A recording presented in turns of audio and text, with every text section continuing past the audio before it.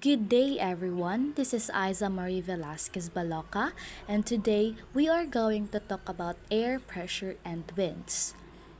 The first topic under air pressure and winds is atmospheric pressure.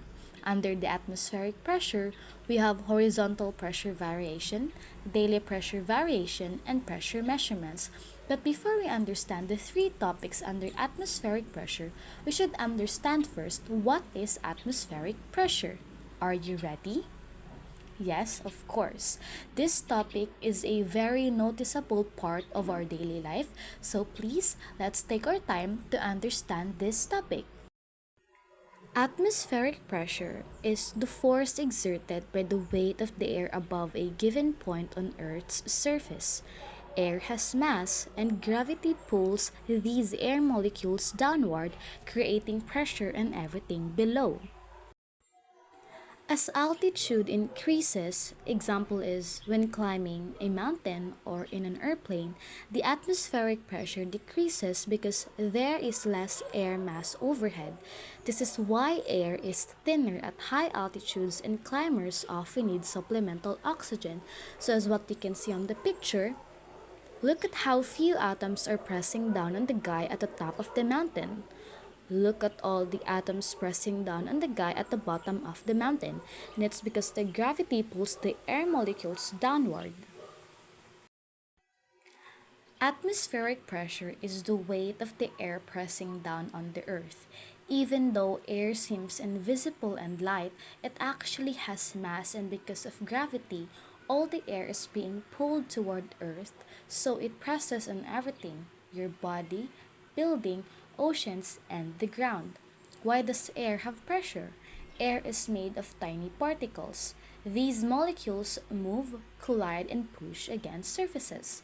The more molecules above you, the greater the pressure. Does location affect pressure? Yes, at sea level, there's a lot more air stocked above you, it means higher pressure. On mountains, there's less air above you, it means lower pressure. Now, let's proceed to the horizontal pressure variation. Horizontal pressure variation is the difference in atmospheric pressure across the Earth's surface at a constant elevation, which, while much smaller than vertical pressure variation, is the primary cause of wind and atmospheric motion. These variations create a horizontal pressure gradient force, or PGF, that drives air from areas of high pressure to areas of low pressure. Horizontal pressure refers to the differences in air pressure across horizontal distances, meaning from one place to another side by side on Earth's surface. Pressure maps. Now think of pressure maps with high pressure and low pressure areas. The atmosphere doesn't have the same pressure everywhere. These side to side differences create horizontal pressure. Now, why is it called horizontal pressure variations? Because the pressure varies or changes when you compare two or more locations across the Earth's surface. Imagine place A has higher pressure, place B has lower pressure. Then the air will naturally move horizontally from the high pressure area to the low pressure area. This movement is what we feel as wind. We have here an example of a tale of two cities. City A, cool morning air, dense, heavy atmosphere, high air pressure builds up because cold air sinks. City B, hot midday heat, warm expanded air, low air pressure because warm air rises. Let's not forget that cold air sinks and warm air rises. The air over City A is packed tightly, so tightly that it wants to move out and spread. The air over City B is thin and rising, leaving space that needs to be filled. Air rushes from City A to City B. Causes of horizontal pressure variations. The main cause of horizontal pressure variation is the non-uniform heating of the Earth's surface, which leads to differences in air temperature and density.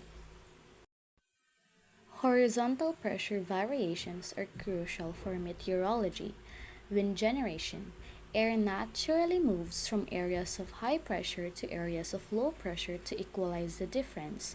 This movement is called the pressure gradient force and is the main driving force for wind. Weather prediction. Areas of low pressure are typically associated with rising air, cloud formation, and unstable stormy weather, while high pressure areas are associated with sinking air, clear skies, and stable weather conditions. Visualization. Meteorologists use isobars, lines connecting points of equal pressure on a weather map, to visualize these variations. Closely spaced isobars indicates a steep pressure gradient and strong winds, while widely spaced isobars suggest a weak gradient and light winds. Daily pressure variation. Daily pressure variation is a regular, twice daily rise and fall in atmospheric pressure caused by solar heating, also known as an atmospheric tide. This cycle involves two daily highs and two daily lows, and is distinct from the larger, more irregular pressure changes are associated with migrating weather systems. Here we have the daily pressure variation charts. Semi-journal variation. Now let's just focus on the average sea level pressure changes in the tropics. 10 a.m. we have 1010 millibars high. Morning heating starts, causing one of the daily pressure peaks. 4 p.m. 1008 millibars low. Afternoon warmth makes air expand and slightly lowers pressure. 10 p.m., 1010 millibars high, cooling air at night increases pressure, creating the second daily peak. 4 a.m., 1008 millibars low, early dawn cooling and atmospheric tides create the second daily dip. It is the normal global rhythm. Characteristics of daily pressure forces. Cause. The variation is a result of atmospheric waves generated by the sun's thermal heating of the atmosphere, which propagate to the surface. Semi-journal cycle. The dominant pattern is a semi-journal, twice daily cycle, meaning the pressure naturally rises and falls approximately every 12 hours. Typical timing. Generally, the pressure peaks around 10 a.m. and 10 p.m. local time and reaches its lowest points around 4 a.m. and 4 p.m. The amplitude. The amplitude range of change is typically around a few hectopascals or millibars. This variation is greatest in the tropics, up to 3 hectopascals or more, and decreases towards the poles where it is almost non-existent. Pressure measurements. Instruments that detect and measure pressure changes are called barometers, which literally means instruments that measure bars. A bar is a unit of pressure that describes a force over a given area. Because the bar is a relatively large unit and surface pressure changes are usually small, the unit of pressure commonly found on surface weather maps is millibar. 1 millibar is equal to 1,000th of a bar. In addition to millibars, pressure is also measured in inches of mercury, a unit commonly used in aviation. At sea level, the standard atmospheric pressure is 1013.25 millibars, which is equivalent to 29.92 inches of mercury, or approximately 76 centimeters of mercury.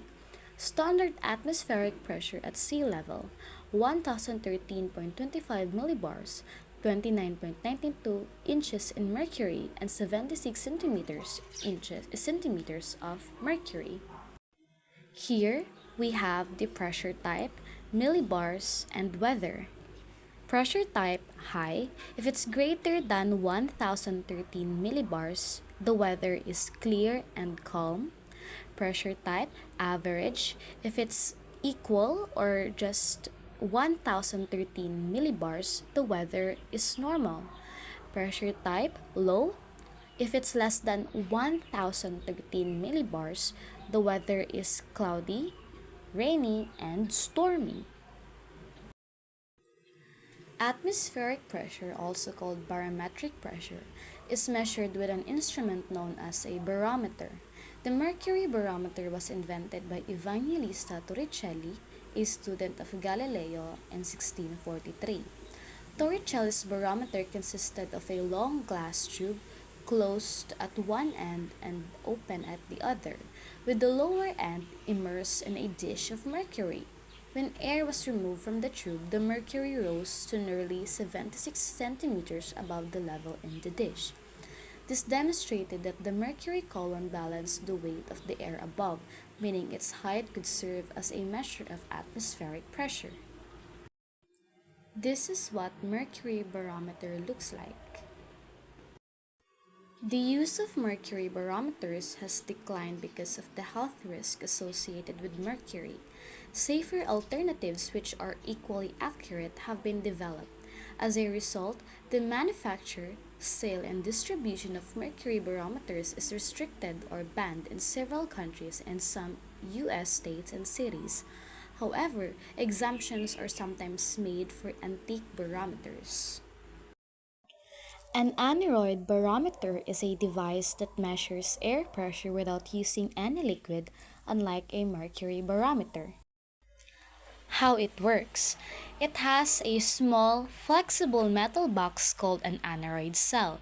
This cell is partially vacuumed inside so it expands or contracts as the air pressure changes. These movements are amplified by levers and gears, which move a pointer over a scale showing the pressure, usually in millibars or inches of mercury. There are two types of aneroid barometer. First is altimeter. An altimeter is a device that measures altitude, the distance of a point above sea level. The second one is a barograph, is an instrument that measures and provides a continuous permanent graphical record of atmospheric pressure over a period of time. This record, called a barogram, is invaluable for weather forecasting as rapid pressure changes often indicate short-term weather shifts such as an approaching storm system. This is the modern barometers, and it is called digital electronic barometers. Use a device called a transducer that detects the change in pressure exerted by the atmosphere on a precise engineered surface. The change in pressure is then converted into an electrical signal. Some digital barometers are small enough to be included in smartphones, while others are designed for research settings. And that's all for my report about air pressure and winds. Thank you everyone for listening.